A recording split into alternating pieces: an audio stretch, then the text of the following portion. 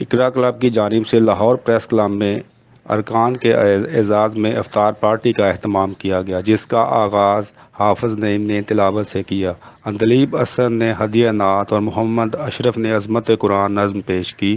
فیصل سلہریہ نے اقرا کلب کا تعارف کراتے ہوئے کہا کہ اتحاد بین المسلمین اس وقت دین کا سب سے بڑا تقاضا ہے، جسے پورا کرنا ہر مسلمان پر لازم ہے۔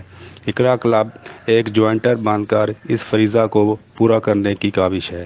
صدر اقرا کلب حامد نواز نے اغراض و مقاصد بیان کرتے ہوئے کہا کہ قرآن ہر انسان کے نام اللہ کا پیغام ہے، جسے جاننا از حد ضروری ہے۔ قرآن ہی معرفت الہی اور اتحاد بین المسلمین کا واحد ذریعہ ہے۔ نادر رانا نے نقابت کے فرائض انجام دیے۔ آخر میں تمام مرحومین ارکان پریس کلب و اقربا کے لیے دعائے مغفرت اور بیمار ارکان کی صحت کی دعا کی گئی۔